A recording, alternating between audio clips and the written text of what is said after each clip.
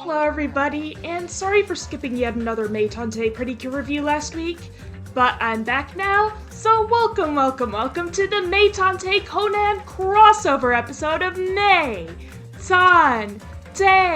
Pretty Cure! Different Pretty Cure seasons have crossed over with each other many times before, and there have been real-life celebrities who've made cameos in certain Pretty Cure episodes, but never before have I watched a Pretty Cure episode that crossed over with a completely different show.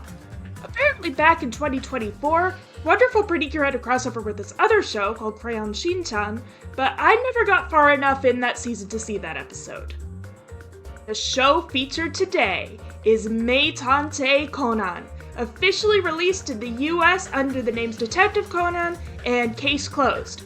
By the way, Case Closed is one of the most generic titles possible for a detective show. I get that there were legal issues surrounding the original Detective Conan title, but could they have at least been a little more creative?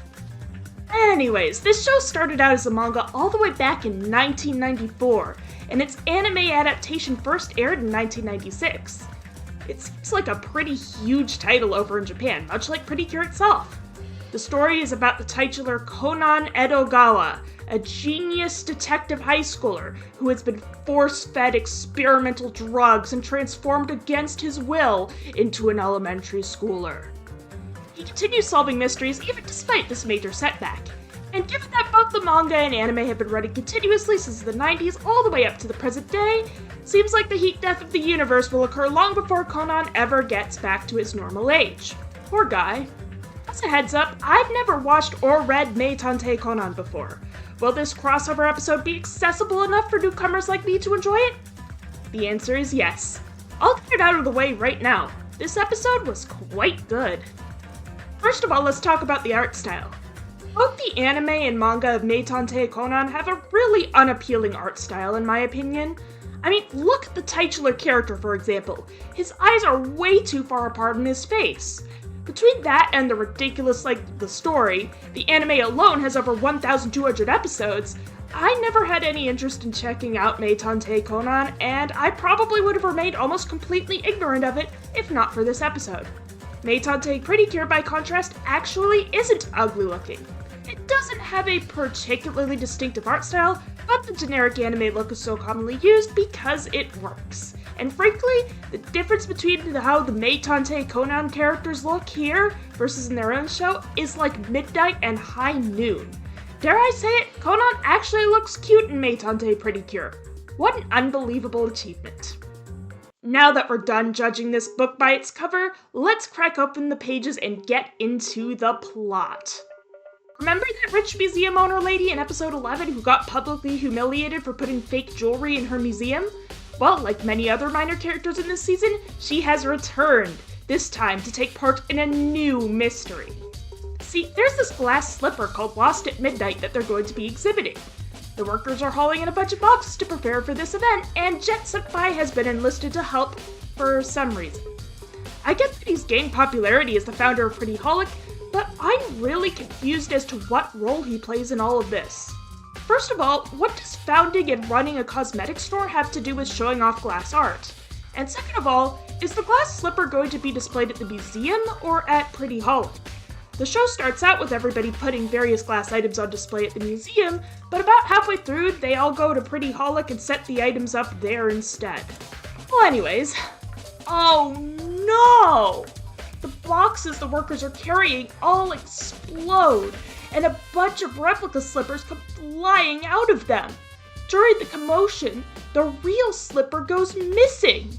Who would have known that a slipper called Lost at Midnight would end up becoming lost? Fortunately, Anna and Mikuru have become known by some of the people at the museum for having solved cases involving phantom thieves, so the museum owner and the police let them investigate the site freely. Our girls have come so far. I'm so proud of them. In fact, Jet Senpai, the museum owner, and the lady who created the glass sculptures all trust Anna and Mikuru so much that they leave them alone with the police to solve the mystery. The police try to check their bags before they leave in case they've got anything suspicious, but the museum owner gets all angry and shouts, "Don't suspect us, do you?" And the police back down, even though that just makes the museum lady look even more suspicious. If she really had nothing to hide, what would it hurt for her to give her bag over to the police? It would take them 15 seconds to search through it? So the girls go detectiving. However, unless your name is Luluka Moria, being a detective isn't easy. So the girls end up getting stumped pretty quickly. All that happens is they figure out there were timers in the boxes, so they were set to explode at a certain time, nobody's bags have anything suspicious in them, and that the fake slippers are made out of resin and not glass. So they go outside for some fresh air, and we get a brief shot of a suspicious individual inside of the museum. This guy's drawn with very few details to keep them a mystery to the viewer. I'm wondering if this is like at the end of the Danganronpa class trials, where there's a comic that explains the whole case, and the culprit is depicted as a featureless gray dude until the dramatic reveal when we find out who the culprit really is. But this doesn't make much sense. We'll explain why when the culprit is revealed later. Anyways, they go outside, and that's where they meet the boy of the hour himself, Conan Edogawa. Here's why I should mention the reason I was most hyped for this episode. Conan's voice actor, Minami Takayama, is also the voice actor of Hajime from Danganronpa 2. I had only ever heard her as Hajime before, but Conan is probably her most famous role. I was really excited to hear an actual Danganronpa protagonist in an episode of Pretty Cure. Turns out, Takayama's Conan voice is pretty dang distinct from her Hajime voice. You can hear the resemblance on occasion, but still, I wouldn't have noticed they were voiced by the same person if I didn't already know. Anyways, Conan is there from out of town with what seems to be a foster family. There's this high school girl with a huge cone in her hair for some reason, and there's this middle-aged looking guy who's a famous detective. Anna doesn't know him, but Mikuru is a detective fangirl, so she recognizes him as the detective guy who literally solves cases in his sleep. Conan is ridiculously tiny compared to even Jet Senpai, let alone our teenage protagonists. But don't be fooled by his diminutive appearance, he's quite sharp. He's able to instantly tell from just a brief glance that these two girls whom he's never met are famous detectives. Mikuru is quite pleased to hear this about herself, by the way, which is really cute. Anyways, the detective man is here in Makoto Mirai to solve a case, and he's brought Conan and the Cone Girl along with him. The girls tell the newcomers about the details of their own case, and Conan wonders how the culprit was able to differentiate the fake slippers from the real world. And then, Anna gets a flash of inspiration. Anna drags Mikuru back into the camera room to look over the security footage one more time. See, everyone was instructed to wear gloves when unpacking the glass sculptures, but when the fake slippers entered the scene and everyone was scrambling to clean them up, there was one individual who was not wearing gloves. Using their bare hands, this individual was able to tell by touch which slipper was real because glass feels cooler than resin. And who exactly was this individual? The museum owner herself. That's who. Remember almost a page ago when I said I'd talk about the suspicious silhouette guy later? This is later. Now that we know the museum owner is the culprit, the silhouette makes no sense. The museum owner left the museum before the scene with the silhouette, but the silhouette was still shown inside of the museum. So what was that even about? Anyways, Anna's breakthrough is really smart, and I wouldn't have come up with it myself. But also, there's a bit of a hole in the logic. After the heist occurred, Anna was able to tell that the fake slippers were made out of resin even though she was still wearing gloves. She did this simply by squeezing the slipper, which was flexible because it wasn't glass. So what if the culprit was wearing gloves, and was simply able to discern the real slipper by squeezing it and seeing that it didn't bend? Again, I can think of no reason for the museum owner to be feeling up the slippers without gloves if she wasn't the culprit.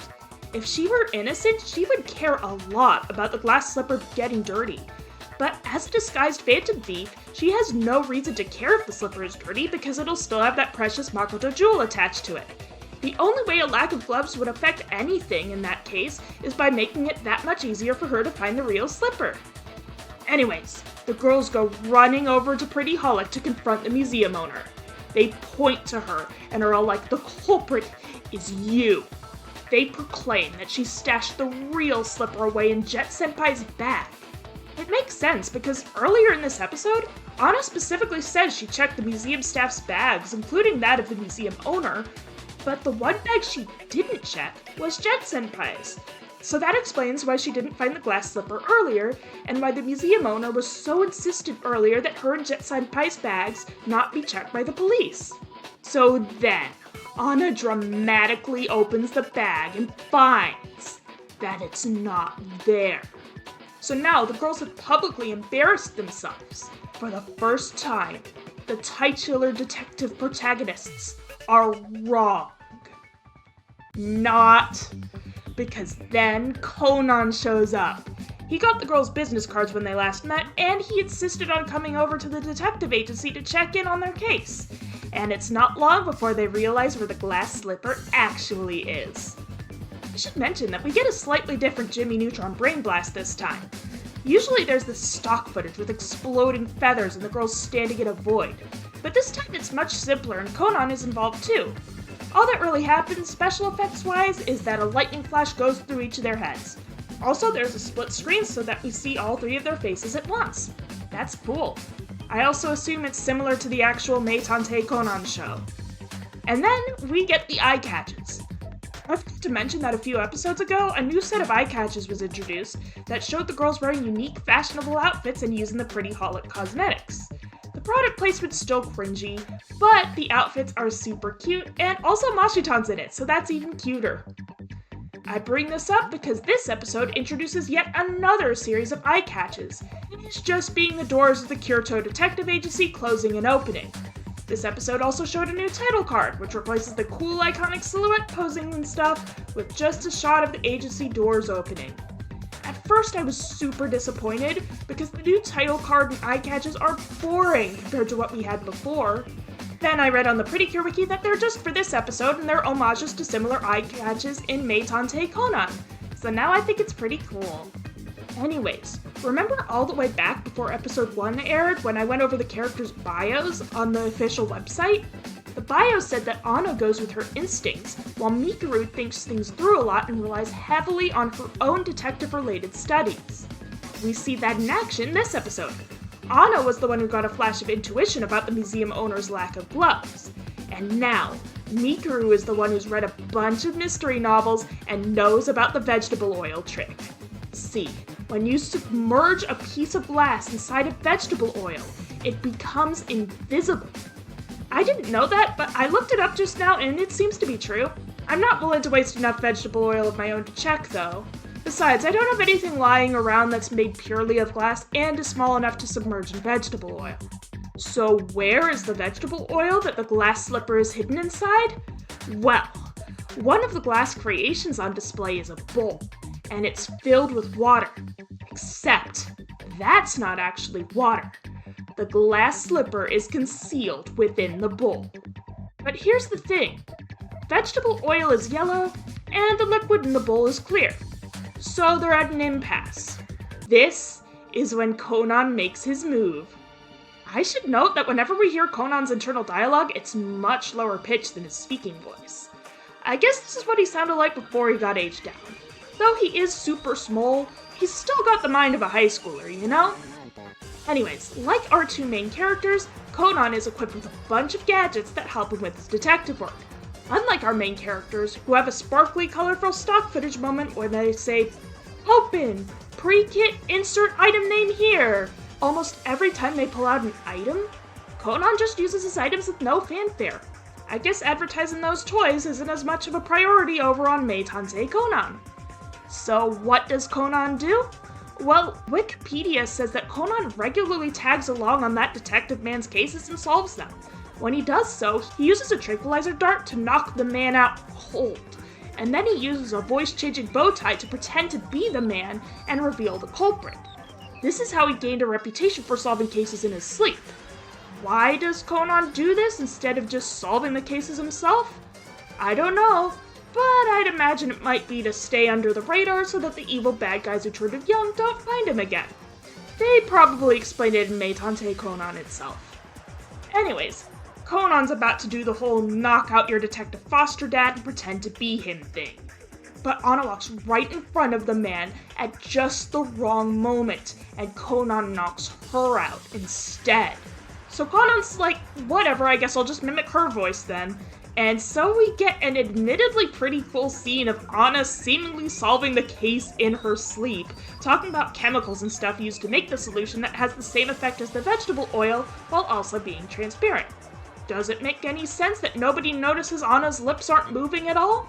Not much, no, but it's apparently a staple of the Meitantei Conan series, so I'll let it slide. Mikuru puts on gloves and reaches into the bowl.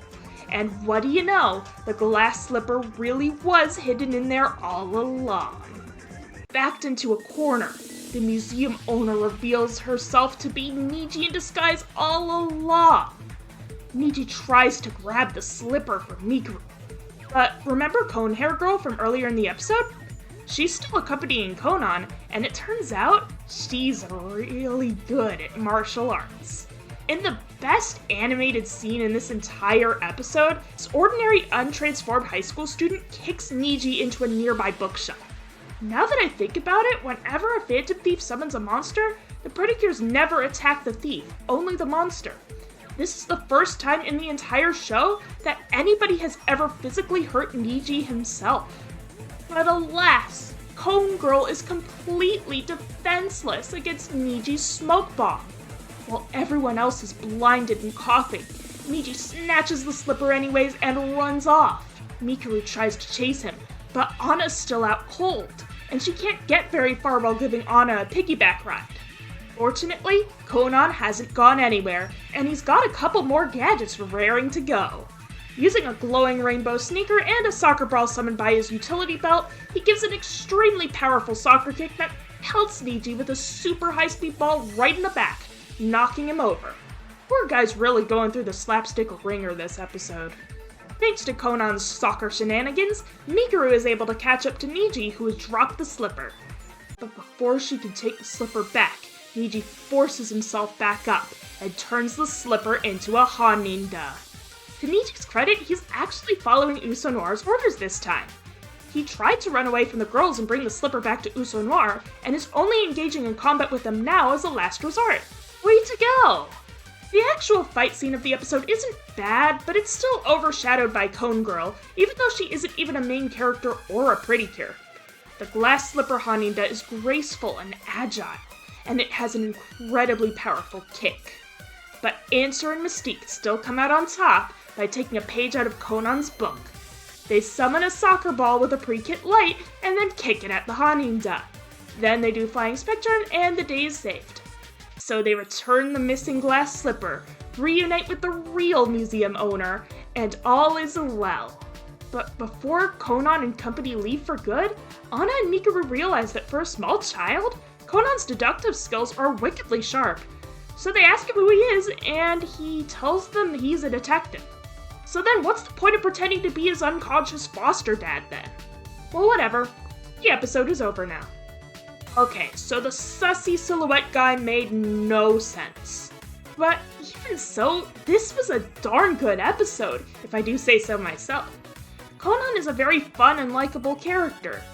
He's smart, cheerful, and kind, but he's also got a straight man side to him, you know? It's a shame I have no idea how to even begin to get into the franchise as it's so ridiculously huge.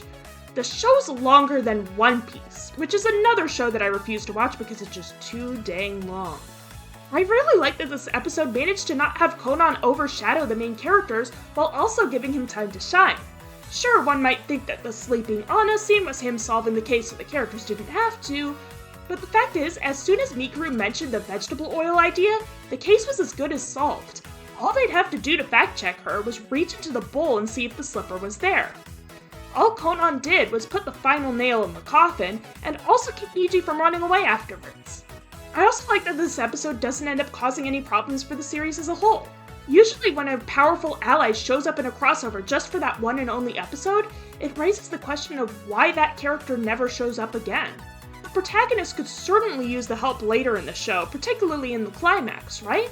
But here, it makes sense for 3 reasons. 1.